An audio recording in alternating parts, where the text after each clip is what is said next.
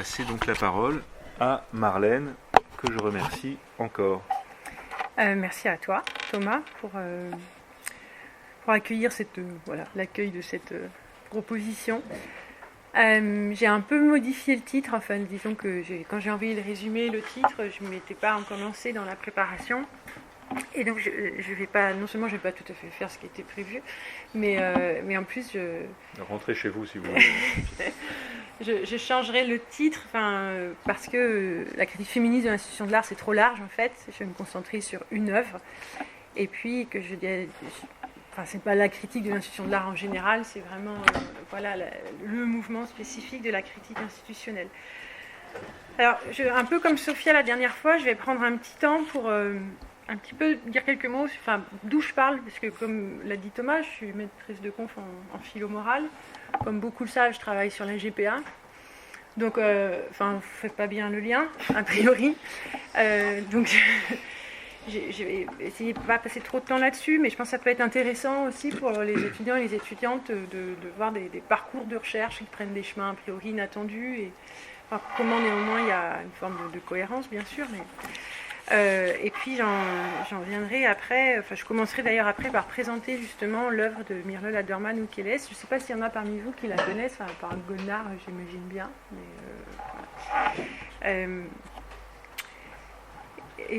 Juste pour dire aussi que finalement je ne pensais pas parler, je ne connaissais pas bien jusqu'alors la critique institutionnelle en fait, même si je l'avais croisée. Et là, je me suis vraiment concentrée sur ce mouvement-là pour préparer l'intervention. Et du coup, ça prend beaucoup plus de place dans mon exposé que ce que je pensais au départ. Et puis, j'ai vraiment aussi écrit quasiment, juste après avoir découvert vraiment la chose, quoi. Donc, c'est vraiment un work in progress, un travail nouveau, et qui n'est pas abouti, et voilà. Mais qui m'a passionnée.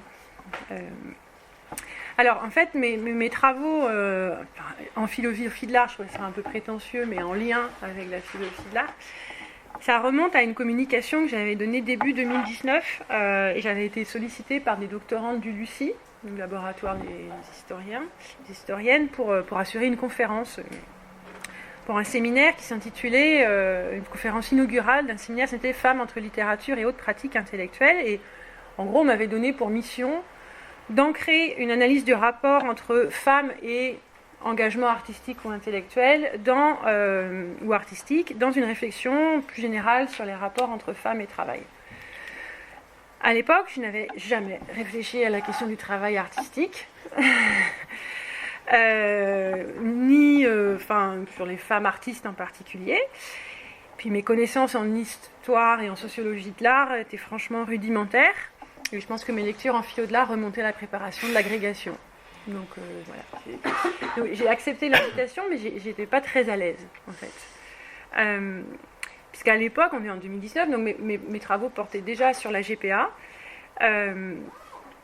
donc sur un objet à première vue très éloigné, sachant en plus que j'apprenais la GPA toujours comme une question principalement d'économie politique, donc en prenant mes distances avec le traitement traditionnel de cette pratique dans les débats bioéthiques.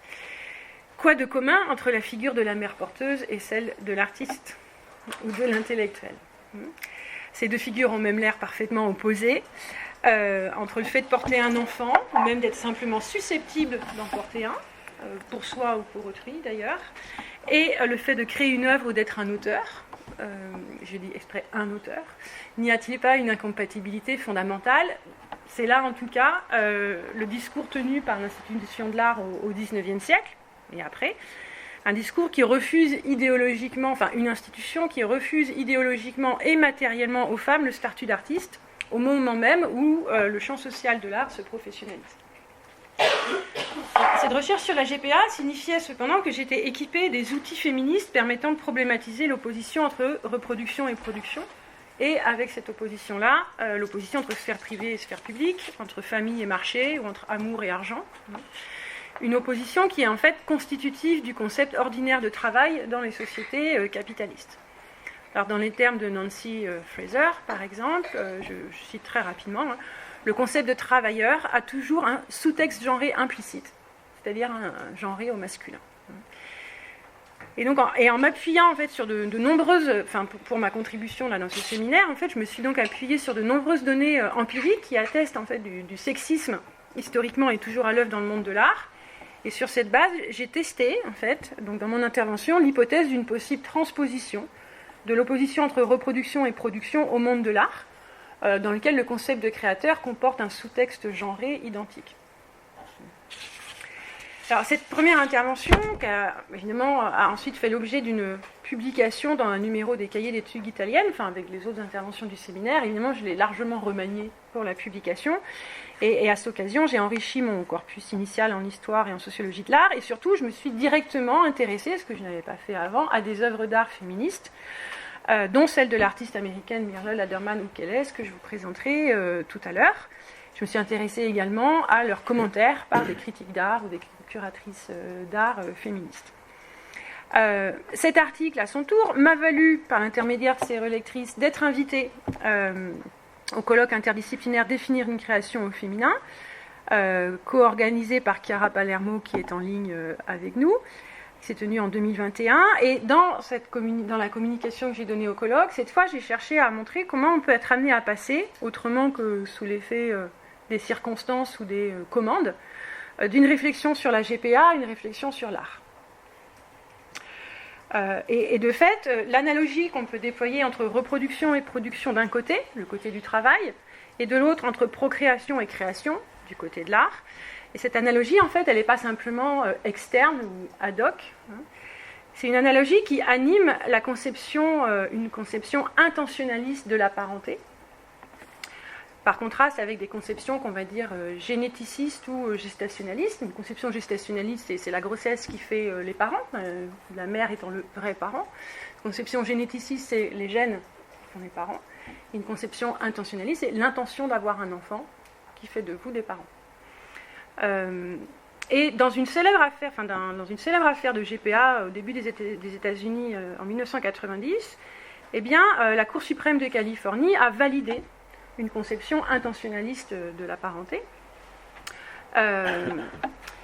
Cette conception est en fait, je ne vais pas le montrer là, mais elle est directement issue du droit de la propriété intellectuelle, plus précisément du droit d'auteur, et elle permet d'accorder à la femme porteuse le simple rôle d'exécutante d'une œuvre de l'esprit, c'est-à-dire le projet d'enfant, dont les parents d'intention sont les uniques créateurs et donc les uniques propriétaires, entre guillemets. Quand bien même la participation des parents d'intention à la réalisation matérielle de ce projet est nulle. D'accord ? Ils n'interviennent ni par la grossesse, ni par les gènes. J'ai eu l'occasion ensuite de développer en fait cette archive, on va dire, intellectualiste et mentaliste de la GPA dans une intervention donnée en avril 2023 chez nos collègues du Dilemme, le séminaire genre, sexe et sexualité. Et le titre de cette intervention renvoie à un célèbre ouvrage du sociologue Pierre-Emmanuel Manger, paru en 2002. Et ça m'a permis d'approfondir la généalogie genrée du droit d'auteur, qui n'est pas nommé droit de paternité pour rien, tout comme ses effets, particulièrement exposés mais aussi dénoncés dans l'art contemporain, d'invisibilisation des rapports de pouvoir qui rendent la création possible. Et à ce moment-là, j'ai découvert et j'ai commencé à déchiffrer un corpus récent et international de textes militants qui revendiquent, contre le paradigme du droit d'auteur, une conceptualisation des artistes comme des travailleurs et travailleuses de l'art. Voilà. Donc ça, c'est là où j'en étais avant de faire mon intervention, de préparer l'intervention d'aujourd'hui, qui s'inscrit donc plus spécifiquement dans le prolongement de celle de Golnar en mars. Donc dans cette intervention, qui était issue de sa recherche doctorale en cours, donc Golnar a cherché à mettre en évidence les limites, voire les apories de la critique institutionnelle de l'art, qui est née dans les années 60, et qui n'apporterait pas de réponse satisfaisante sur un plan esthétique, mais aussi politique, aux objections adressées à la théorie institutionnelle de l'art, théorie d'après laquelle ce qui fait qu'un artefact est une œuvre d'art, c'est sa reconnaissance institutionnelle par le monde de l'art, par ce que Arthur Danto a appelé le monde de l'art. Et Golnar proposait alors de sortir de cette dépendance trop étroite de l'art à l'égard de l'institution, maintenue y compris par les critiques artistiques de l'institution de l'art, en mobilisant la philosophie de l'art qui se dégage ou qu'on peut reconstruire dans les esprits de Lévinas. Et la présentation à ce moment-là que tu as faite de la critique institutionnelle, elle a fait écho donc à la littérature que j'avais rencontrée au cours de mon parcours, mais que je n'avais pas du tout étudiée en tant que telle. Et donc c'est sur cette critique dont j'ai découvert l'appareillage théorique très dense, assez éclectique voilà, aussi, que je vais me concentrer aujourd'hui, avec deux infléchissements par rapport à la façon dont tu la présentais. Donc je vais moins situer la critique institutionnelle par rapport à la théorie institutionnelle en particulier, qu'à l'égard du problème de l'autonomie de l'art en général. Et puis donc je vais, mais finalement à la fin de mon intervention seulement, me concentrer sur ces déclinaisons spécialement féministes, en tout cas sur une déclinaison féministe de la critique institutionnelle. Et donc j'avais prévu de montrer en quoi les revendications contemporaines des artistes, voilà, pour être, en tant que travailleurs ou travailleuses de l'art, pourraient illustrer en fait l'actualité et la pertinence normative de la critique institutionnelle. Mais je ne vais évidemment pas du tout avoir le temps de faire ça finalement. Donc je laisse ce champ-là de côté. Alors je vais commencer par la présentation de l'œuvre. Voilà, on va démarrer doucement, puis après on va faire de la théorie.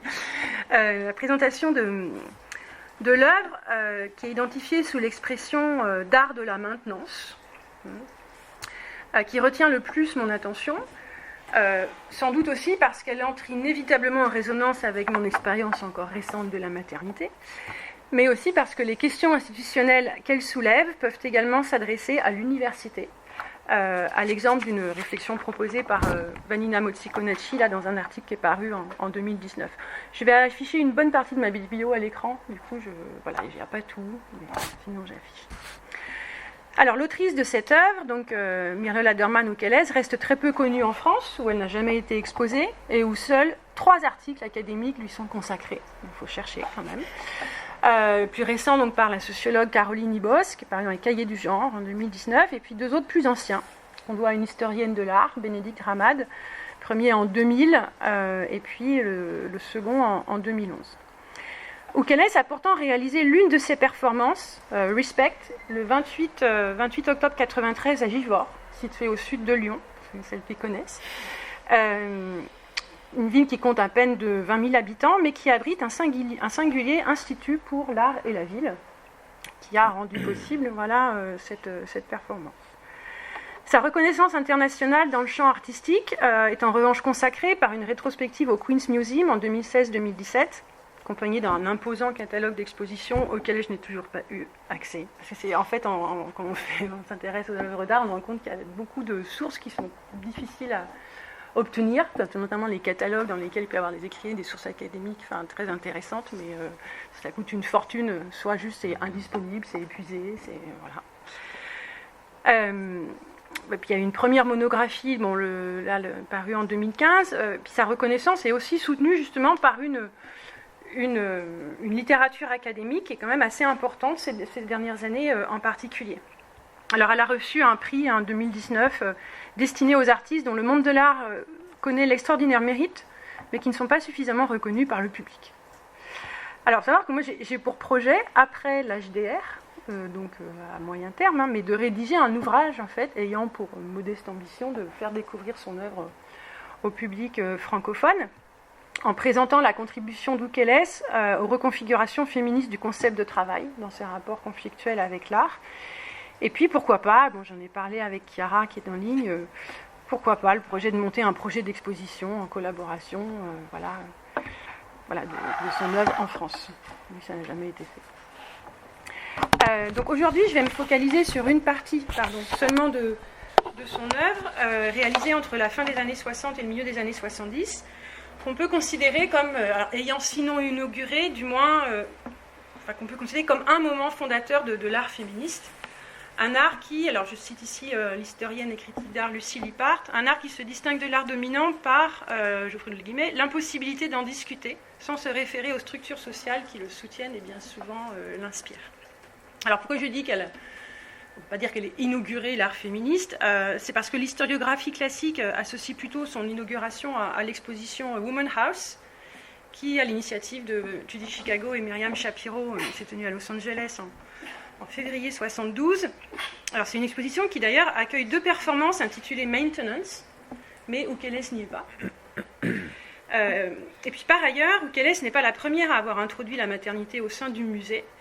puisqu'on en trouve par exemple un précédent lors du salon de mai 68 au musée d'art moderne de la ville de Paris, où l'artiste Léa Deblin, n'ayant pas de solution pour faire garder son fils encore bébé, s'expose elle-même dans une performance intitulée « Mon fils », en train de s'en occuper, tout en dialoguant avec le public.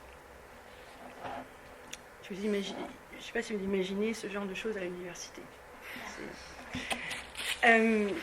Alors, tout débute, semble-t-il, par une remarque de son professeur de sculpture à Ukeles, alors qu'elle est encore étudiante en art et qu'elle souhaite devenir artiste professionnelle.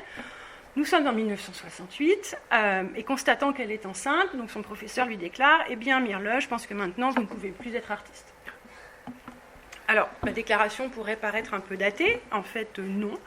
Elle fait écho aux propos tenus il y a quelques années par l'artiste serbe Marina Abramovic sur ses 3 avortements. Je vous les lire. J'ai eu 3 avortements parce que j'étais certaine que ce serait un désastre pour mon travail. On a simplement une énergie limitée dans notre corps et j'aurais dû me diviser. À mon avis, c'est la raison pour laquelle les femmes n'ont pas autant de succès que les hommes dans le monde de l'art. Il y a plein de femmes talentueuses. Pourquoi est-ce que ce sont les hommes qui occupent les positions importantes? C'est simple, l'amour, la famille, les enfants. Une femme ne veut pas sacrifier tout cela. Alors, à la fois paniquée et indignée, ne voulant sacrifier ni tout cela, ni sa carrière d'artiste, Ukeles rédige quelques mois plus tard, après la naissance de son premier enfant, il y en aura 3, le Manifesto for Maintenance Art, 1969, qui est donc, pour ce qui est de sa rédaction, exactement contemporain du célèbre essai de Carol Anish, The Personal is Political. Mais il ne paraîtra qu'en 1971 seulement, dans la revue Art Forum, accompagné de 4 photographies prises par son mari, Jack Ukeles. Je ne commande pas les photographies ici, pour l'instant. Alors, le manifeste, en fait, naît de la difficulté éprouvée par Ukeles sur un mode quasi schizophrénique à concilier sa nouvelle vie de mère et sa vie d'artiste. Et il présente une solution à cette difficulté, c'est-à-dire une solution au mind-baby problem. Je ne suis pas sûre que vous connaissiez ce problème en philosophie. On connaît le mind-body problem, mais le mind-baby problem, voilà. Le manifeste est une solution au mind-baby problem, une solution qui emprunte la voie de la transfiguration du banal, ouvert par les ready-made de Marcel Duchamp, mais appliquée aux tâches typiquement accomplies par les femmes plutôt qu'à des objets d'usage. Et Ukeles dit dans le manifeste, puisqu'en tant qu'artiste, j'ai la liberté de transformer toute chose en œuvre d'art, depuis Duchamp, alors je vais faire de mes activités quotidiennes de maintenance, à savoir entretien, soutien, maintien de la vie d'autrui au jour le jour et pas seulement de la mienne, eh bien je vais faire de ces activités de l'art. Alors sous-titré Care, donc, je rappelle que les éthiques féministes du Care n'existent pas à ce moment-là, elles ne vont émerger que dans les années 80. Mais sous-titré Care, le manifeste se divise en 2 parties. Alors la première partie, intitulée Idées, développe par une série de formules lapidaires qui sont enchâssées dans la conceptualité psychanalytique de l'instinct de vie et de l'instinct de mort, une critique du concept d'avant-garde artistique. Ukeles y oppose au travail de développement, je cite, le travail qui est publiquement exposé et valorisé pour sa dimension créatrice et novatrice, qui est foncièrement individuel et qui est conforme à la mythologie occidentale du génie artistique, en tant qu'il est détaché des conditions matérielles et affectives de la survie.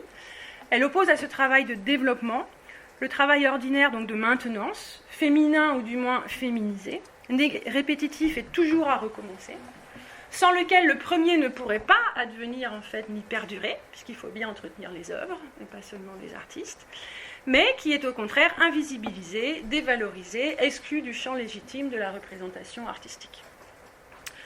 Quant à la seconde partie du manifeste, elle esquisse un projet d'exposition qui, faute d'avoir été accepté par un musée, ne sera jamais réalisé tel quel, mais qui inspirera néanmoins les performances qu'Ukeles réalisera par la suite. Donc dans ce projet, en fait, Ukeles vivrait dans le musée avec sa famille et y accomplirait, donc son mari et son bébé, et y accomplirait toutes les activités de maintenance et de service qu'elle effectue chez elle au quotidien. Donc mon travail sera l'œuvre, c'est une des expressions du manifeste. En sus, puisqu'il est en 3 parties ce projet, le projet inclurait l'exposition d'entretien, préalablement effectué et retranscrit avec des travailleurs et des travailleuses reliés d'une façon ou d'une autre, directement ou indirectement, explicitement ou sur le mode du refoulé, à la maintenance, ainsi que des entretiens avec des visiteurs et visiteuses de l'exposition à propos de la maintenance. Et enfin, c'est la partie C du projet, l'exposition transformerait également le musée en dispositif de recyclage, de traitement et de conservation des déchets de la ville de New York, mais aussi d'air, d'eau et de terre polluées. Moi, quand j'ai découvert ça, j'étais un peu dingue. Alors, concrètement, les revendications du manifeste se sont d'abord traduites par une série de photographies d'Oukeles, prises par son mari, en train d'épousseter chez elle des meubles, de faire à manger ou une lessive, de changer des couches. Photographies qui ont circulé dans plusieurs expositions. Mais comme Oukeles l'a rapporté dans une interview, elle est devenue à ce moment-là jalouse de son œuvre, qui pouvait voyager alors qu'elle-même était coincée à la maison.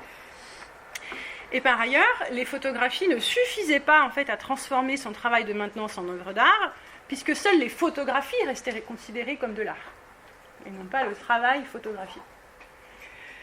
Et évidemment, l'auteur des photographies étant son mari, pas Oukeles elle-même. D'où le choix, en 1973, donc de la performance, un art dématérialisé, selon la formule désormais classique de Lucy Lippard à nouveau. Une performance qui trouve à se réaliser en 1973 au Wadsworth Atheneum, le plus ancien musée des États-Unis, situé à Hartford dans le Connecticut, aux horaires habituels d'ouverture du musée. Donc le dimanche 23 juillet 1973, sous les yeux et les pas étonnés des visiteurs, qui pouvaient d'abord croire voir une femme de ménage ordinaire, même si blanche, travaillant à des horaires extraordinaires, eh bien, l'artiste, équipé d'un balai, de chiffon, de brosse et d'un seau d'eau, nettoie pendant 4 heures le sol d'une galerie intérieure du musée, puis à nouveau pendant 4 heures le parvis extérieur et les marches d'accès au musée. Le ménage est ainsi effectué sur une durée correspondant à une journée de travail salarié standard. 2 jours plus tôt, Oukeles avait réalisé 2 autres performances qui font partie de la même série, alors des performances moins spectaculaires pour le public, mais plus perturbantes en revanche pour le personnel du musée. Dans Transfer the Maintenance of the Art Object, elle entreprend de dépoussiérer la vitrine d'exposition d'une momie de femme égyptienne qui avait été prêtée par un autre musée, de la même façon exactement que l'homme de ménage dont c'est la tâche.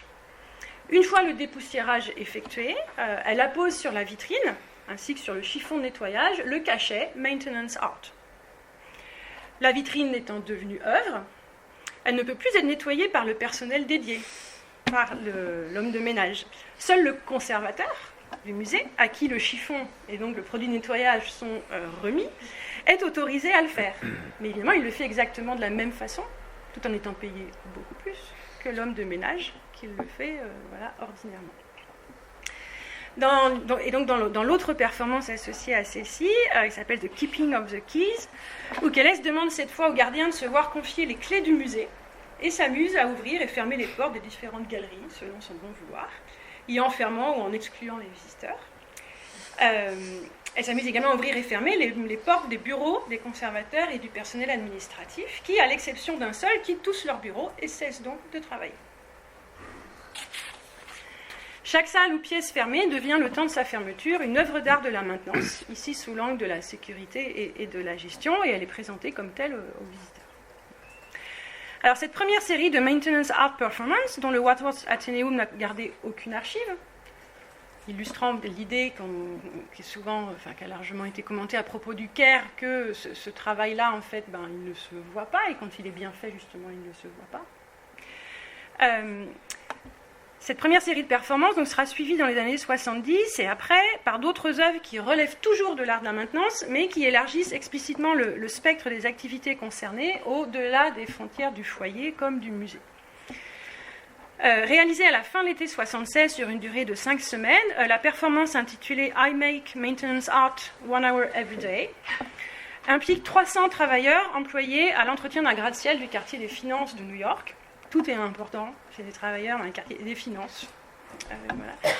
Un gratte-ciel qui abritait à l'époque une annexe en fait, du Whitney Museum. Dans le cadre d'une exposition, une simple lettre d'invitation leur propose d'imaginer, donc 1 heure par jour sur leur temps de travail, que ce qu'ils font est de l'art et de porter un badge signalant leur participation. pour documenter leur performance ou qu'elles laissent les photographies à l'aide d'un Polaroid et leur demande d'indiquer à la fin de leur journée de travail à quelle heure ils s'y sont prêtés à cette performance et ce qu'ils faisaient exactement à ce moment-là. Et elle expose dans le musée tant les photographies, donc il y en a plus de 700 au total, que les formulaires signés, c'est-à-dire non anonymes. Alors cette exposition a donné lieu évidemment à des comptes rendus, et en conclusion d'un compte rendu de l'exposition pour le journal hebdomadaire The Village Voice, un critique d'art, David Bourdon, fait une suggestion ironique. Les services d'hygiène de la ville de New York, qui à l'époque est en situation de grave crise financière, pourraient penser à considérer ce travail comme de l'art, et ainsi à remplacer une partie du budget alloué, qui avait été fortement amputé, par une subvention du National Endowment for the Arts, qui est une agence fédérale créée en 1965 et chargée d'aider les artistes et les institutions culturelles du pays. Ukélès prend la suggestion au pied de la lettre, elle adresse le compte rendu en question à la direction des services d'hygiène de la ville de New York, qui la contacte avec la proposition suivante: voudriez-vous faire de l'art avec 10 000 personnes ? Et il en résulte la performance de longue durée Touch Sanitation, qui a été réalisée entre 1977 et 1980 au début de sa résidence artistique dans les services d'hygiène de la ville de New York, une résidence non rémunérée qui va durer jusqu'en 2017. Donc il y a eu plusieurs autres performances après, mais je vais m'arrêter là. Mais donc Ukélès, pour Touch Sanitation, va notamment, il serre la main pendant 11 mois, il serre la main de chacun des 8500 employés des 59 quartiers de la ville, en recueillant les insultes qui les frappent quotidiennement et en leur disant à chaque fois « merci de garder la ville de New York en vie ». Donc voilà pour la présentation de l'œuvre. Encore une fois, elle se poursuit jusqu'à aujourd'hui encore.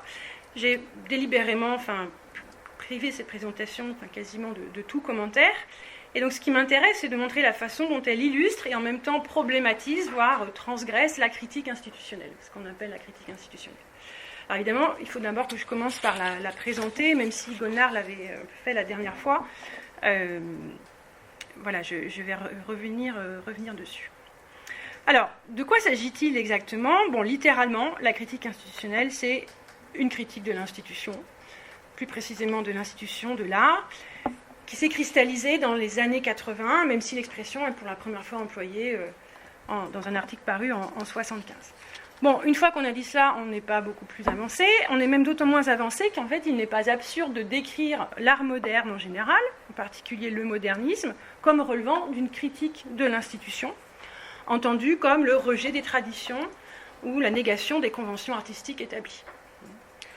Plus spécifiquement, la critique des musées et des écoles de formation remonte à la fin du XIXe siècle, alors que jusque-là, la plupart des artistes considéraient les institutions comme le seul cadre légitime je cite en fait un auteur, le seul cadre susceptible de garantir la légitimité de leur pratique. Ils se mettent alors à chercher des alternatives aux institutions académiques permettant à l'autonomie de création de s'exprimer. Beaucoup plus proche de nous, le mouvement de protestation Strike MoMA, qui a été lancé en 2021 par des collectifs d'artistes, des militants et d'anciens employés du musée d'art moderne de New York.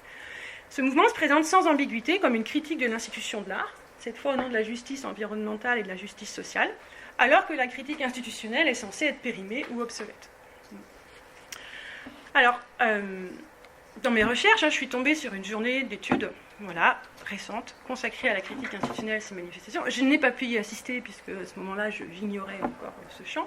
Je n'ai pas non plus le temps d'aller lire, les actes n'ont pas été publiés, et je n'ai pas encore eu le temps d'aller lire, en fait, les contributions des divers intervenants et intervenantes, sauf celle de Jérôme Glichenstein, à qui j'ai repris cette finalement longue histoire de la critique des institutions dans l'histoire de l'art. Et donc cette journée, l'argumentaire de cette journée commence par constater que les discussions actuelles à propos de la critique institutionnelle reflètent la polysémie du terme. Et elle se conclut avec la question suivante: peut-on apposer le label critique institutionnelle à n'importe quelle manifestation critiquant les institutions ? Alors cette question, moi je la prends comme une invitation à aller au-delà de l'identification d'une période et d'un genre spécifique, une identification conforme au fait que la critique institutionnelle est depuis longtemps canonisée et donc enregistrée par l'institution de l'art, voire digérée par elle. C'est une invitation à aller au-delà de cette caractérisation pour chercher à expliciter tant les concepts de critique et d'institution qui permettent, enfin c'est ce que je vais essayer un peu de montrer, mais qui permettent de la désigner comme une lutte contre les frontières, une lutte de frontières, une lutte contre les frontières de la critique, mais aussi de l'institution, jusqu'à celle de l'art lui-même, et puis peut-être d'autres choses encore. Donc c'est ce que je me propose en tout cas de faire, puisque quand on parcourt la littérature dédiée à la critique institutionnelle, et je suis loin d'en avoir fait le tour, mais on constate en fait que ne sont clairs ni la méthode de la critique, ni son objet, ni a fortiori l'articulation entre les deux. Alors, il faut quand même préalablement fournir quelques éléments descriptifs relativement consensuels de la critique institutionnelle pour qu'on identifie bien quand même de quoi on parle. Alors, comme l'avait rappelé Golnar, et je te cite d'après mes notes, on entend par là une démarche initiée par les artistes au sein même de l'institution de l'art, se caractérisant par des interventions et des installations esthétiquement très hétérogènes, et dont l'unité tient à la fonction qui leur est délibérément assignée. Il s'agit de démasquer l'assise sociologique, politique et économique de l'art, et ce faisant, de mettre en lumière les ressorts et les effets de sa prétendue neutralité, symbolisée en muséologie, en critique d'art, par ce qu'on appelle le White Cube. Le White Cube, défini dans cet ouvrage-là, qui est devenu un classique, un espace sans ombre, blanc, propre, artificiel, dédié à la technologie de l'art, je ferme les guillemets, c'est-à-dire un espace de droit fermé au monde extérieur, libéré de toute historicité comme de toute contextualité, permettant aux œuvres d'apparaître dans leur pleine autonomie et dans leur sacralité, mais aussi, et c'est important, de faire en fait de leur historicité et de leur contextualité le contenu même des œuvres. Alors cette caractérisation de la critique institutionnelle, elle est suffisamment large pour couvrir en fait les deux générations du mouvement qui sont généralement distinguées. La première, qui s'étend de la fin des années 60 aux années 70, et la seconde qui reprend le flambeau de la fin des années 80 aux années 90. Alors d'une génération à l'autre, on observe généralement un déplacement de la critique qui passe d'une réflexion sur le musée, les galeries, les collections, à une réflexion sur l'implication de l'artiste et sur l'autorité de sa propre voix, ainsi que sur celle d'autres acteurs et actrices du monde de l'art, et qui atteint aussi d'autres espaces institutionnels que le seul musée ou les galeries. Alors, quant à la question de savoir si on peut parler, parce qu'il y en a qui en parlent quand même à partir du milieu des années 2000, d'une troisième génération de la critique institutionnelle, donc qui prend alors le titre de critique post-institutionnelle ou de nouvel institutionnalisme, eh bien c'est une question qui manifestement est encore ouverte, selon que l'on estime cohérent ou non le projet même qui définit la critique institutionnelle, ou qu'on le pense capable d'être fécond malgré ses contradictions. Et beaucoup pensent que le projet soit est incohérent, soit ne peut pas être fécond, à cause, et ne peut pas être fécond. Ce qui est un peu du coup illustré en fait ces contradictions de la critique institutionnelle, ou qui est tenu pour illustrer ces contradictions, c'est l'exposition The Museum as Mume qui s'est tenue au MoMA en 1999. Et donc il a illustré cette exposition a soutenu la position que Golnar faisait sienne, c'est-à-dire le constat assez largement partagé d'une cooptation de la critique institutionnelle par sa cible même, constat de sa récupération, ou même de sa transformation en mode de régulation de l'institution de l'art. Et il y en a qui vont plus loin et qui disent, mais en fait le verre était dans le fruit, cette déconvenue à l'égard de la critique institutionnelle, elle était inévitable. Je vais citer ici un auteur en particulier, c'est Simon Sheikh, qui écrit « La critique institutionnelle, je cite, ressemblerait à une bactérie qui pourrait avoir temporairement affaibli le patient, l'institution, mais seulement afin de renforcer le système immunitaire de ce patient sur le long terme. » Ou encore Jérôme Glichenstein, que j'ai déjà cité, qui co-organisait la journée d'études, « S'il y a bien une réussite de la critique institutionnelle, c'est d'avoir montré par la négative que la création artistique a bien du mal à se dégager de toute emprise institutionnelle. » Alors, ce qui est probablement vrai, mais je pense que ce n'est pas du tout l'enjeu, le plus important de ce mouvement. Alors, pour comprendre et évaluer cette thèse, je vais revenir un moment sur le projet fondateur de la critique institutionnelle, qui pourrait bien avoir fait l'objet d'un malentendu. S'il est notoire que cette critique est effectuée de l'intérieur, donc il s'agit d'une critique de l'institution depuis l'institution elle-même, quel est exactement son rapport à l'institution ? On pourrait tenter de penser, à la lumière de la participation de la critique institutionnelle, des premières pratiques artistiques de la critique institutionnelle aux mouvements sociaux de la fin des années 60, À la lumière également de ses affinités théoriques avec la critique althussérienne des appareils idéologiques d'État, dont on avait parlé la semaine dernière, on pourrait tenter de penser que la critique institutionnelle est, ou du moins était, contre l'institution, qui le lui aurait d'ailleurs bien rendu. On attesterait la double censure infligée en 1971 par le musée Guggenheim de New York, donc à Daniel Buren et à Hans Haacke.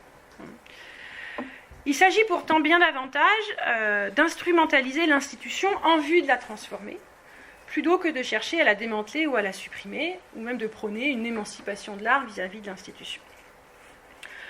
Alors, comme l'explique Blake Simpson, qui est l'un des deux coéditeurs d'une anthologie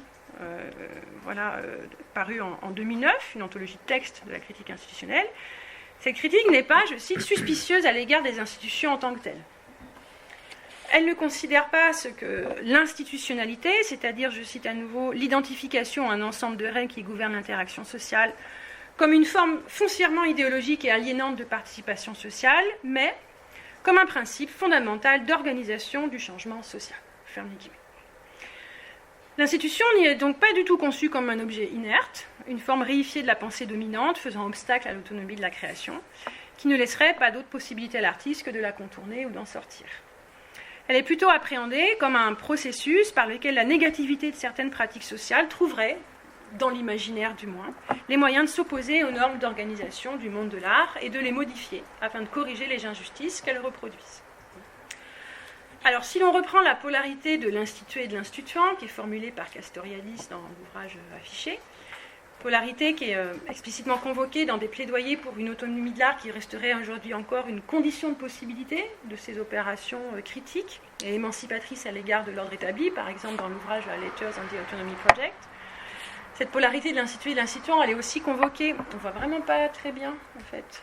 On ne peut pas fermer un peu là-bas, parce que je me dis que vous ne voyez pas grand-chose depuis le début. C'est un peu dommage.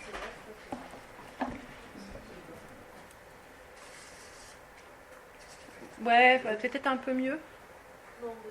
Bof. Bon, désolé. Désolé. Ouais. Ouais, bah non. Si. Ah oui, il y a ça à l'extérieur, oui. Il y a un contre-jour sinon qui fait que... Ah oui, attends. Oui. Ah, ils sont que d'un côté. Oui, la fenêtre est ouverte. Ça suffit ou pas? Hein? Ça suffit ou pas? Ouais, c'est déjà bien là. Ça marche. Ok. On va pas faire de dégâts supplémentaires, on s'arrête là. Mais sinon, je ferme la porte. Mais c'est vrai qu'il y a une Oui. chaise qui va coin. Ouais. Donc ouais, j'en étais à Castoriadis qui fait encore, enfin lui aussi partie de ce corpus très dense de la critique institutionnelle et qui est notamment mobilisé, enfin qui est aussi mobilisé par justement les partisans les tenants d'une troisième génération de la critique. Et donc voilà, il faut comprendre que si on reprend cette polarité, la critique institutionnelle actualiserait le second pôle, la catégorie donc de l'instituant, et donc elle saisirait l'institution dans sa dimension dynamique en tant que puissance d'invention de nouveaux arrangements sociaux et politiques. Donc en fait, ce qui distinguerait la critique institutionnelle justement d'autres mouvements contestataires héritiers de l'avant-garde du début du XXe siècle, c'est précisément son opposition à l'anti-institutionnalisme ou à la fuite hors des institutions. Et corrélativement, ce qui la distingue, c'est l'abandon d'une utopique fusion de l'art et de la vie, donc dont les rapports ne seraient pas médiés par l'institution. Alors, cette lecture de la critique institutionnelle peut s'appuyer, et s'appuie de fait souvent, sur un texte d'Andrea Fraser. Fraser étant à la fois une artiste et une critique d'art, et l'une des artistes du mouvement qui a le plus contribué à son élaboration théorique. Et d'après elle, la critique institutionnelle n'a jamais opposé l'art aux institutions, ni supposé que les pratiques artistiques radicales pourraient exister ou auraient jamais existé en dehors de l'institution. Au contraire, le mouvement admet, et entreprend d'ailleurs de me montrer, que l'institution de l'art n'est pas quelque chose d'externe à l'art, mais conditionne son existence en tant qu'art. Dans une formulation kantienne de la critique que je reprends à Judith Michalet, la critique institutionnelle cherche à accéder et à mettre au jour, je cite, les conditions de possibilité de ce qui apparaît. Et ces conditions sont inévitablement institutionnelles, soit qu'elles relèvent des procédures internes au fonctionnement du musée, soit qu'elles relèvent de leur porosité à l'égard de la porosité de ces procédures à l'égard d'autres institutions. Alors il y aurait plusieurs exemples à donner. Mais comme je veux quand même avancer, je vais... Enfin, elle prend elle-même des exemples, Andrea Fraser, puis moi j'en avais retenu aussi quelques-uns, mais du coup je les laisse de côté. Chez Fraser, donc vraiment chez Fraser, il n'est pas possible donc d'échapper à ce déterminisme institutionnel. Et cette thèse convoque une compréhension bourdieusienne, explicitement bourdieusienne, de l'institution comme intériorisée, incorporée et performée par les individus. Conception qui justifie qu'il n'y ait pas de position extérieure, d'où la critique puisse être énoncée. Je cite... voilà. If there is no outside for us, it's not because the institution is perfectly closed or exists as an apparatus in a totally administrated society or has grown all-encompassing in size and scope. It's because the institution is inside of us and we can't get outside of ourselves. Par conséquent, il est absurde de dénoncer ou de regretter l'institutionnalisation, au sens d'une domestication par l'institution de l'art de ce qui lui serait étranger, de la critique institutionnelle. Cette attitude, en fait, n'aboutirait qu'à reconduire une conception mythologique de l'autonomie de l'art, des œuvres et des artistes qu'elle entend justement déconstruire. Ce qu'il faudrait plutôt défendre, toujours dans les thèmes de Fraser, c'est la transformation de l'institution de l'art en institution de la critique. Je la cite à nouveau. Alors là, il y a tout un travail, en fait, je pense à faire, mais du coup, je n'ai pas fait, de reconstruction de la généalogie kantienne de la critique institutionnelle, où il y a plein d'allusions sans cesse, mais ce n'est pas vraiment thématisé. Voilà. Et je n'ai pas eu le temps de me replonger dans la critique de la raison pure pour faire ce travail pour aujourd'hui. Je voudrais alors faire 2 commentaires quand même qui me permettront de passer donc à la dernière étape de mon intervention. Le premier, assez bref, porte sur le rapport qu'entretient la critique institutionnelle à la théorie institutionnelle, dont j'ai rappelé tout à l'heure qu'on devait l'élaboration de cette théorie institutionnelle à Arthur Danto et puis aussi à George Dickey, que tu avais cité la dernière fois. Ce sont 2 philosophes de l'art. Il y a aussi que la théorie institutionnelle, en fait, c'est une œuvre de la philosophie. La critique institutionnelle, ce n'est pas principalement une œuvre de philosophe, même s'il mobilise un très gros corpus théorique, philosophique. Pourquoi ce point sur le rapport entre les deux ? Parce que d'après ce que je viens de dire, on pourrait considérer que ce rapport est de radicalisation plutôt que de contestation. C'est-à-dire finalement, la critique institutionnelle ne fait que radicaliser ce qui était déjà le propos de la théorie institutionnelle. La différence entre les deux n'est pourtant pas à minorer, sans quoi on risque d'assimiler la critique institutionnelle à un sorte de fétichisme de l'institution. Et il me semble qu'on gagne ici à mobiliser une distinction entre 2 concepts d'institution qui a été proposé par Emmanuel Renaud dans l'article que Sophia, qui n'est pas là mais avait cité la dernière fois dans sa présentation. C'est-à-dire du côté de la théorie institutionnelle, on trouverait un modèle wittgensteinien de l'institution, conçu comme une pensée objectivée et fonctionnement d'après l'application de la règle selon l'usage, tandis que la critique institutionnelle emprunterait principalement à un modèle foucaldien, dans lequel les institutions sont essentiellement des dispositifs de pouvoir, qui ne se contentent pas de coordonner les actions individuelles, selon des modalités qu'en général nous ne percevons que partiellement, mais qui produisent aussi des effets de subjectivation spécifiques, positifs comme négatifs, lorsqu'ils sont solidaires de diverses formes d'exclusion, d'injustice et de souffrance sociale. Et de fait, Foucault est aussi l'un des auteurs, une référence récurrente des auteurs qui, autour d'une revue, la revue October, ont produit le discours académique explicitant et justifiant les pratiques artistiques de la critique institutionnelle. Et y compris, c'est aussi une référence de ceux qui se réclament encore aujourd'hui de ce mouvement. Alors mon deuxième commentaire sera un peu plus long, et il porte sur le modèle de critique ou le type de discours critique auquel on peut identifier la critique institutionnelle. Puisque la question se pose de savoir comment procède une critique qui, ayant renoncé en gros à l'ambition révolutionnaire d'une dissolution des institutions, accepte non seulement de s'y ancrer, mais fait de cet ancrage la condition nécessaire et indépassable de leur transformation. Donc en bref, quel est le mode opératoire d'une critique menée de l'intérieur ? Alors je vais m'appuyer ici à nouveau sur l'introduction à cette anthologie, mais puisqu'il y a 2 introductions en fait, donc sur celle d'Alexander Albero cette fois. C'est des noms sans doute que vous ne connaissez pas, mais moi je ne les connaissais pas, mais donc, à chaque fois je vais voir mais qui c'est ces gens. C'est des pointures en fait dans leur champ, quoi. C'est vraiment des gens, des ponts très reconnus qui ont produit cette anthologie. Et donc dans son introduction, Alexander Albero s'efforce de répondre à cette question. La critique institutionnelle, nous dit-il, aurait pour caractéristique de confronter l'autocompréhension normative ou idéale de l'institution de l'art à l'effectivité matérielle des rapports sociaux qui la constituent. Dit autrement, il s'agit de mettre en évidence, je cite toujours, la déconnexion entre l'autoprésentation de l'institution de l'art, en tant qu'institution démocratique, non discriminatoire et impartiale, libre de toute idéologie, neutre, etc. Et donc déconnexion entre cette autoprésentation et l'idéologie qui en réalité l'imprègne, que ce soit en termes de genre, de race ou de classe.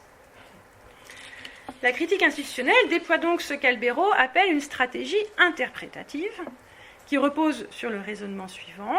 Si l'on problématise et qu'on évalue de façon critique les revendications avancées, souvent implicitement par les institutions de l'art, alors on sera dans une meilleure position pour exhiber un contexte, alors je n'ai pas trouvé pour instantiate, un contexte artistique non répressif. Voilà, c'est-à-dire pour mettre en place, pour réaliser, en fait, faire en sorte que ce contexte, justement, devienne plus égalitaire, plus démocratique, etc. Mais pour ça, il faut interpréter les revendications avancées par l'institution, qui sont justement celles de la neutralité, de la démocratie, etc., et voir les contradictions avec les pratiques. Et in fine, l'espoir est celui d'une réconciliation ou d'une synthèse entre la réalité et l'idéal, expliquant pourquoi le moment de négation de l'institution n'exprime pas, je cite, la vérité de la critique institutionnelle. Je cite encore, les injustices qui caractérisent présentement l'institution de l'art peuvent être altérées et corrigées si ces contradictions internes sont exposées aux yeux de tous et de toutes. Alors, la conceptualité qui est ici employée, elle fait inévitablement écho à un débat philosophique. Moi, il me semble que c'est évident. Un débat qui oppose, depuis les réponses de Michael Walzer et d'Axel Honneth à la théorie de la justice de John Rawls en 71, paru en 71, différentes formes de critique sociale. Plus précisément, la conceptualité employée là par Albero, elle renvoie à la critique dite interne, par contraste avec la critique dite externe ou encore transcendante qui est associée à Rawls. Alors, l'échelle, bien sûr, n'est pas la même, puisqu'on parle d'une institution en particulier dans le cas de la critique institutionnelle, alors que l'objet de la critique, dans le cas de la critique sociale, c'est la société dans sa globalité. Mais le rapport de l'opération critiquée à l'objet critique, de l'opération critique à l'objet critiqué est le même dans les deux cas. Bon, en tout cas, voilà, c'est ce qui m'a frappé moi, même si jusqu'à présent, je n'ai pas repéré ce parallèle dans la littérature que j'ai parcourue. Mais je n'exclus pas de le trouver. En général, quand on a une bonne idée, d'autres l'ont déjà formulé un peu avant quand même. Mais il se trouve que Jürgen Habermas, qui est également une figure centrale dans ce débat sur les différentes formes de critique, occupe une place importante lui aussi dans le cadre théorique de la critique institutionnelle. Et puis par ailleurs, c'est peut-être plus anecdotique, mais la tâche même de la critique sociale, donc côté cette fois philosophie, c'est-à-dire la mise au jour, si je cite Axel Honneth, des situations qui sont en contradiction avec des normes ou des critères de justice, eh bien, cette tâche-là, elle a justement été définie par Honneth comme étant le propre de l'art, ou de l'exposition esthétique, qui, justement parce qu'elle est affranchie des contraintes de la fondation argumentative, eh bien, est davantage susceptible de faire apparaître dans la réalité sociale des faits qui étaient jusque-là restés inaperçus. C'est dans un article qui s'appelle La critique comme mise au jour, Erschließen, qui en allemand vaut pour plusieurs traductions possibles, mais peuvent valoir en effet aussi comme exposition. Alors, pour le dire vite, parce que le temps sinon va me manquer, et puis je vais reprendre la présentation très claire des différents types de critiques qui a été récemment faite par Éric Dufour, dans cet ouvrage-là paru en 2023. La critique sociale interne donc pour l'instant, je vais me situer là, juste à la distinction entre critique externe et critique interne. Et puis après, on va descendre à l'autre niveau. La critique sociale interne a pour caractéristique de s'enraciner dans la société présente, c'est-à-dire de se fonder sur une norme qui est en partie incarnée dans la société où l'on se trouve, toute non idéale qu'elle soit. Comme l'écrit Honneth en commentant Walzer, la critique interne s'appuie donc sur un rapport affirmatif à la culture dominante qui est pourtant l'objet de la critique. Ce faisant, la difficulté à laquelle elle s'expose, à laquelle échappe bien sûr la critique externe, qui elle prend son point de départ dans une société complètement idéale, la difficulté est la suivante. Comment la critique interne peut-elle avoir une fonction véritablement critique, c'est-à-dire avoir vis-à-vis de la réalité effective la distance suffisante pour lui permettre d'exercer cette fonction? Autrement dit, où chercher dans la société existante la norme ou l'idéal qui n'y est pas pleinement réalisé et par rapport auquel elle peut être prise en défaut. Et c'est dans la réponse à cette question-là que se dégage, on descend au second niveau, que se dégage la spécificité de la critique interne proprement dite encore herméneutique ou interprétative. C'est quand même comme ça que qualifiait Albero la critique institutionnelle. Par contraste avec un troisième type de discours critique que je n'ai pas encore mentionné, qui est la critique immanente. Alors pour la critique immanente, ce sont les pratiques sociales, c'est-à-dire les interactions entre les individus, qui doivent faire l'objet de l'investigation. C'est là qu'on doit chercher les normes qui vont permettre justement de dire ce qui ne va pas dans la société existante. Tandis que pour la critique interne, dite encore interprétative, ce sont les institutions de la société et leurs promesses qui doivent faire l'objet de l'investigation. C'est là qu'on doit aller chercher les normes, qui permettent à la critique de s'exercer. Dans les termes d'Honneth, alors pourquoi Honneth est une figure importante, c'est un peu juste en passant, mais en fait Honneth a commenté les textes de Walser qui relevaient réellement la critique interne, mais en fait lui-même a défendu une forme de critique immanente jusqu'au début des années 2000, et puis il a un peu tourné sa veste au début des années 2000, et puis maintenant il défend la critique interne. Voilà. Mais d'autres continuent de défendre la critique immanente. Dans les termes d'Honneth, qui caractérisent là donc la critique interne, la mauvaise réalité de la situation existante doit pouvoir être mesurée aux exigences normatives que véhiculent à titre d'idéal ses propres institutions. Bon, c'est vraiment, je trouve, Albero, il dit exactement la même chose à propos de la critique institutionnelle. Enfin, c'est flagrant, quoi. Mais jamais il y a de convocation de ce débat philosophique, etc. Mais il me semble que la critique institutionnelle illustre parfaitement, à propos de l'institution de l'art, ce que c'est que la critique interne dans le débat philosophique. Il va donc s'agir, pour la critique interne, de mettre en évidence la distorsion ou la contradiction entre, d'un côté, les exigences normatives portées par les institutions, et de l'autre, leur réalisation déformée ou seulement partielle dans la réalité existante. Alors, ce mode opératoire présente un problème assez évident, qui est évidemment souligné par les partisans de la critique immanente, à ne pas reconnaître et à ne pas mobiliser d'autres normes que celles qui sont d'ores et déjà données dans les institutions. On se prive par principe de la possibilité de critiquer ces normes-là, et par là, on se prive de la possibilité de diagnostiquer des injustices qui mettent en cause l'inadéquation intrinsèque de ces normes et pas seulement leur réalisation insuffisante. Le risque de la critique interne, en gros, c'est celui du conservatisme. Elle n'aurait pas les moyens de justifier des transformations sociales radicales ou substantielles, mais seulement des ajustements internes ou des adaptations entre la réalité et l'idéal. Et finalement, elle n'aurait pas d'autre stratégie politique que celle du compromis. Alors, je voudrais maintenant, il me reste quand même un petit peu de temps encore. Ouais. Bien sûr, ouais. Je voudrais maintenant vous soumettre une hypothèse. C'est que c'est là aussi le risque, certes encouru par la critique institutionnelle, telle que je vous l'ai présentée. Et d'ailleurs, c'est ce qui expliquerait pourquoi, finalement, elle aurait eu peu d'effet, cette critique institutionnelle, sur la distribution des rapports de pouvoir dans le monde de l'art. Mais ce risque, il est contourné ou évité par la déclinaison féministe de cette critique, illustrée dans l'œuvre de Myrle Alderman-Ukeles. Ça va ? Oui. Tout se rejoint. Ouais.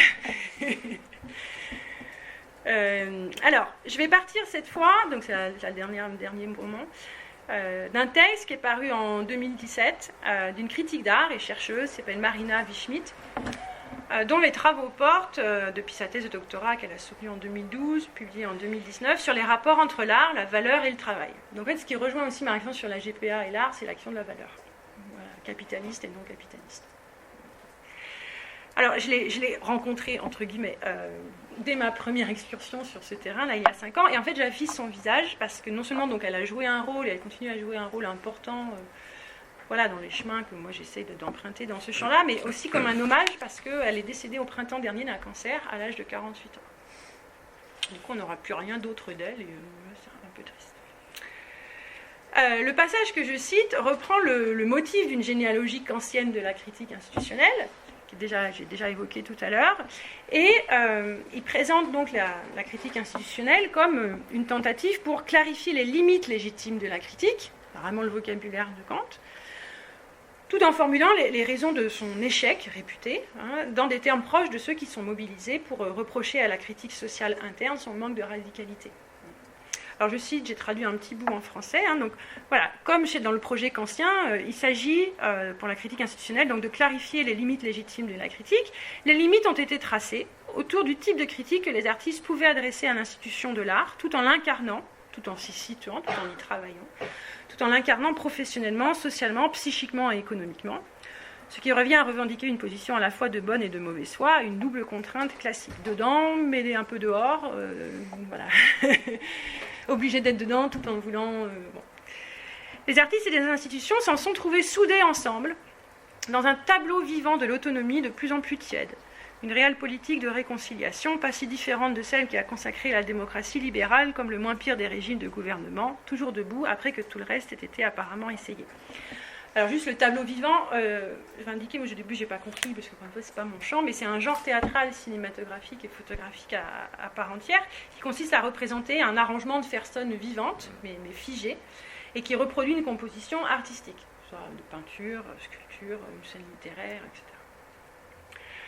Alors Wieschmidt ne veut pas s'en tenir à ce constat en fait qui est devenu commun à propos de la critique institutionnelle. Et donc, elle propose dans le même article un développement alternatif de la critique institutionnelle qui, en lieu et place d'une critique interne, prendrait la forme d'une critique qu'on pourrait qualifier de transversale. Ce n'est pas une catégorie officielle, mais c'est ce que je propose à partir de ce qu'elle dit. Et sur cette fin, à cette fin, elle s'appuie sur la notion large d'institution qui autorisait tout à l'heure la Andrea Fraser, je vais peut-être reprendre... ce texte-là, voilà, Andrea Fraser à défendre l'idée selon laquelle la critique de l'institution de l'art ne peut pas s'exercer en dehors de l'institution elle-même. Et pour argumenter cette idée-là, Fraser remarquait que l'institution de l'art, telle qu'elle est comprise par la critique institutionnelle, a sûrement été initialement restreinte au site officiellement dédié à l'art, premier chef le musée, mais la critique institutionnelle a progressivement repoussé les limites de l'extension de l'institution de l'art, qui inclut finalement non seulement l'ensemble des lieux de production, de diffusion et de circulation des œuvres, du musée à l'espace public en passant par les collections privées ou même les bureaux d'entreprises, de très grandes entreprises, on peut aussi avoir de l'art, mais aussi les lieux de production du discours sur l'art, magazines, catalogues, colloques, conférences, etc. Mais encore les lieux de production des producteurs et productrices d'art et de leurs discours, les écoles d'enseignement et de formation, l'histoire de l'art en tant que discipline, etc. Jusqu'au public de l'art et au marché de l'art. Donc c'est tout ça, l'institution de l'art. En outre, dès ses débuts, en fait, même quand son objet était plus limité, la critique institutionnelle a conçu les institutions de l'art au sens étroit, ou substantiel, donc physiquement identifiable, comme des contenants, je cite Fraser, dans lesquels on pouvait rendre visibles les rapports de pouvoir économiques, politiques et sociaux qui s'exercent en d'autres lieux et à d'autres échelles. Pour Fraser, qui donc, je le rappelle, dialogue avec Bourdieu, la critique institutionnelle appréhende ainsi l'institution de l'art comme ce que ce dernier appelle un champ social, relativement autonome seulement, dans la mesure où il est perméable au rapport de pouvoir qui se joue dans les autres champs. Dans les termes de Wieschmidt, à laquelle je reviens, l'institution désigne alors un complexe de relations et de pratiques sociales œuvrant à se reproduire lui-même, ainsi que ses conditions d'existence dans une société structurée hiérarchiquement. Or, toujours selon Wieschmidt, une telle conceptualisation de l'institution devrait, ou en tout cas pourrait, conduire à une définition élargie de la critique institutionnelle par rapport à l'acception reçue. Élargie dans son corpus, d'une part, puisqu'elle inclurait des artistes et des collectifs d'artistes qui ne sont habituellement pas répertoriés dans le mouvement, mais aussi élargie dans ses ambitions, puisqu'elle est alors susceptible de mettre en cause ce qui rend possible la critique elle-même, à savoir l'autonomie qui reste attribuée à l'institution de l'art en tant que norme ou idéal, à défaut d'être pleinement réalisée dans les faits, ou même malgré tout ce qui la contredit factuellement. Comme l'a noté un auteur, Nicolas Mendiger, mais un critique d'art français qui est aussi sociologue, de fait, cette norme, elle n'est pas remise en cause par la critique institutionnelle. Et par exemple, chez Fraser, la critique institutionnelle ne s'attaque à l'autonomie de l'œuvre d'art que dans la mesure où celle-ci sert de paravent aux usages hétéronomes marchands idéologiques de l'art, donc seulement pour préserver à un niveau supérieur l'autonomie de la sphère artistique. Et il y a d'autres commentaires dans ce sens. Par contraste, la critique transversale à laquelle on appelle Wieschmidt mettrait au jour les conditions de possibilité de ce qui apparaît, d'une façon qui, en révélant les dépendances irréductibles de l'institution de l'art à son en dehors, et aux processus qui lui permettent de dissimuler ses dépendances et de les désavouer, eh bien, cette critique aurait potentiellement des effets transformateurs, non seulement sur l'autocompréhension de l'institution de l'art elle-même, mais aussi sur la compréhension du monde social dans sa globalité. Et voilà, je pense, et je veux juste donner quelques indications en ce sens-là, qu'en effet, l'œuvre de Mirle Doukeles peut être considérée comme une traduction de cette potentialité de la critique institutionnelle. Et Wieschmidt lui a d'ailleurs consacré plusieurs commentaires, mais il y a d'autres autrices. Il me reste combien de temps, Thomas 5 minutes. Ah, okay. 5 minutes, oui. Ok.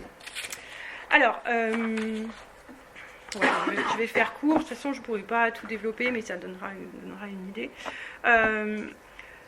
Bon, juste un point. La place, en fait, de Doukeles dans l'historiographie de la critique institutionnelle, elle est en fait assez ambiguë. Bon, son manifeste fait partie de l'anthologie que j'ai déjà plusieurs fois citée, mais le spectre de cette anthologie est large, et pour certains, même excessivement large. Et en tout cas, il semble que cette intégration n'ait rien eu d'évident. Dans 2 textes là, d'Hélène Mossworth, parus en 1999 et 2000, justement, Mossworth souligne la faible reconnaissance de son intervention dans le champ de la critique institutionnelle, alors même que les Maintenance Art Performances qu'elle a réalisées en 1973 au Wadsworth Museum auraient dû, étant donné leur interpellation directe et explicite du musée, dans les divisions du travail et les invisibilisations du travail qui le font fonctionner, elles auraient dû être considérées comme l'une des réalisations précoces du mouvement. Et Doukeles, dans une interview donnée en 2008, mais c'est tard aussi, elle a d'ailleurs caractérisé ses performances comme une critique de l'institution. Mais encore une fois, quand on dit ça, ça veut dire plein de choses différentes. D'après Molesworth, cette réception en fait problématique, elle vaut pour d'autres œuvres féministes de la même époque, enfin d'autres œuvres qui, comme celle de Doukeles, font entrer la question domestique dans le champ de l'art. Alors j'ai mis des exemples ici, mais du coup je ne vais pas les commenter. Le problème, c'est que chaque fois leur contenu, qui est relatif à une sphère privée, réputée féminine et hétérogène aux préoccupations de l'art, leur contenu surdétermine leur signification et empêche de les lire dans le registre de l'économie politique. Bon, longtemps, quelle sont l'économie du foyer, vous savez, n'a jamais fait partie de l'économie politique. Donc ce sont des œuvres qui sont exemplaires de l'ouverture de l'institution de l'art à des intérêts et des pratiques jusque-là exclus, car jugées indignes de la représentation artistique. Mais leur opération critique à l'égard de l'institution reste justement contenue dans les termes d'une dénonciation symbolique de la domination masculine dans le champ de l'art et donc en fait d'une problématique d'inclusion dans l'institution. Bon, des termes qui ont été invalidés dans ce texte-là de Linda Norlin que tu avais cité aussi, Gunnar, la dernière fois. Il faut rappeler par ailleurs que, toujours à la même époque, 60-70, fin des années 60-70, de nombreux artistes interrogeaient les rapports de l'œuvre et du travail, l'œuvre d'art et du travail, voire défendaient l'inscription des artistes eux-mêmes en tant que soumis à des impératifs économiques et des logiques d'exploitation analogues aux travailleurs ordinaires, donc défendaient l'inscription des artistes, de facto, dans la division capitaliste du travail. Ce faisant, ces artistes mettent en question l'autonomie de l'art, en tant qu'il est censé, l'art, faire exception idéologiquement et matériellement à cette division du travail. Ils mettent du coup également en question le pouvoir critique qui est associé à cette autonomie, mais sous l'angle du travail productif et non du travail reproductif, dont la fonctionnalité pour le capitalisme est à l'époque justement en cours de théorisation par les féministes marxistes qui cherchent à articuler domination de genre et domination de classe. Et comme le suggère encore Molesworth, c'est peut-être parce que les enjeux du travail reproductif conduisaient justement à une extension de la notion de critique institutionnelle que les œuvres qui la prennent en charge ont été marginalisées dans ce courant lui-même. Alors l'œuvre Doukeles, elle est cependant, c'est sans doute parmi toutes les œuvres qui pourraient rentrer là, dans l'analyse de Molesworth, c'est sans doute à la fois la plus explicite et la plus dérangeante par rapport à d'autres, parce que l'œuvre Doukeles sape ou court-circuite juste précisément la dichotomie genrée du travail reproductif et du travail productif, en empêchant de les contenir dans des sphères séparées, privées d'un côté, publiques de l'autre, et donc en empêchant de les essentialiser. Cette opération critique, elle est en fait intrinsèque au choix même du terme « maintenance », qui, comme le rappelle Caroline Ibos, là, est un terme lié à des univers masculins, alors notamment aux univers, au monde industriel et militaire. La catégorie de la maintenance, ce n'est pas celle de la domesticité. Si elle l'englobe, elle ne s'y réduit pas, si bien que la requalification du travail domestique en travail de maintenance a immédiatement pour effet d'articuler la sphère privée et la sphère publique, et plus précisément de signaler que les activités qui sont effectuées dans la sphère en fait privée, sont structurellement essentielles à celles qui sont effectuées dans la sphère publique. Et je terminerai par là. Il me semble du coup que la catégorie de la maintenance, elle interdit en fait une lecture réductionniste de l'œuvre d'Oukelès, qui se contenterait de dire qu'elle élèverait les activités méprisées ou invisibilisées, parce que féminisées, au statut de l'art. Alors cette lecture littérale, évidemment, elle est tentante, puis elle n'est pas fausse, puisqu'il s'agit bien de porter ce qui est habituellement invisible et dévalorisé au registre de la contemplation esthétique, et ainsi de conférer une dignité inédite à des activités, ce qu'on appelle en sociologie le sale boulot. Mais d'une part, cette lecture, elle limite la portée de l'intervention d'Oukelès à une institution en particulier, celle de l'art. Et d'autre part, il me semble qu'elle étend et renforce plutôt qu'elle ne conteste le pouvoir de cette institution, comme celui de l'artiste. En fait, l'art a le pouvoir la reconnaissance de votre travail dépend à nouveau de l'art. Et donc je pense que c'est une lecture qui est basique, littérale, mais pas suffisante. Alors, ça ne signifie pas que l'institution de l'art en particulier, évidemment, ne soit pas touchée, mais qu'elle l'est d'une façon qui atteint, qu'elle est d'une matière qui atteint la façon dont elle se comprend et se donne à comprendre dans son rapport aux autres institutions et à la société dans sa globalité. Puisque l'œuvre d'Oukelès, et spécialement les maintenances des l'année 73, elle expose le travail nécessaire pour qu'il y ait des œuvres d'art. Ça veut dire qu'on maintient logiquement la distinction entre art et travail, en fait. Et si on dit que c'est une œuvre qui consiste à transformer le travail en art, on ne perçoit pas le point véritable de la critique, je pense. Ce qui devient de l'art, c'est les activités de soutien à l'œuvre, qui sont du travail. Et il faut maintenir, alors sans en faire une dichotomie, mais si l'idée que simplement le travail devient un art, ou parfois on lit souvent à propos de Canet, à transformer la vie en art, mais non, pas du tout, je ne vois pas du tout. À un premier niveau, certes, mais c'est pas suffisant.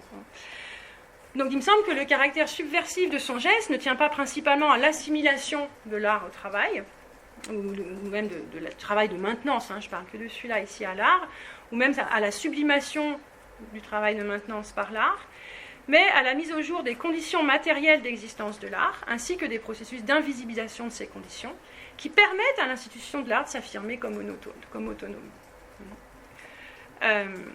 Je cite ici Wischmidt. Alors vous avez ici, j'ai mis tout sur les mêmes diapos, les différents textes dont je me suis servi pour ma réflexion sur l'œuvre, mais que je n'ai pas encore tous exploités.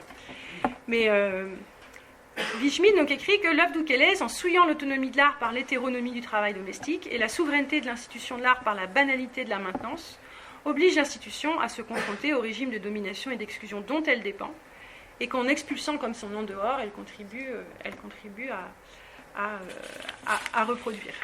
Alors, je pense qu'ici, mais je m'arrête là, mais il y aurait deux choses encore à faire. Il y aurait continuer à montrer que si on restreint la focale sur l'institution de l'art, eh bien, on pourra dire que Oukelès révèle la fragilité et l'instabilité de cette institution, puisqu'il faut montrer que les objets d'art, ils se dégradent, le musée il se dégrade si on n'entretient pas, et que le temps a un effet, aussi sur ces artefacts.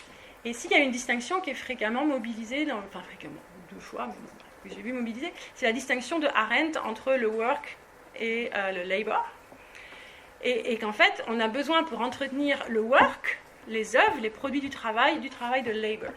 Et en fait, ce que fait Oukelès, la performance d'Oukelès est réputée saper la distinction conceptuelle d'Arendt. Puisque, en fait, après, alors faire attention, parce qu'en fait, chez Arendt, même si les passages qu'on lit moins, évidemment, les œuvres d'art, c'est ce qui assure la durabilité du monde, elles sont éternelles. Alors on va dire, mais qui assure la durabilité des œuvres d'art ? Évidemment, ça c'est la question qui est passée sous silence. Donc c'est vrai, les œuvres d'art assurent la durabilité du monde, mais elles ont aussi besoin, ça ne se fait pas magiquement. Donc il y a un propos intéressant ici sur l'ontologie même de l'œuvre d'art, en fait, dans la performance aussi.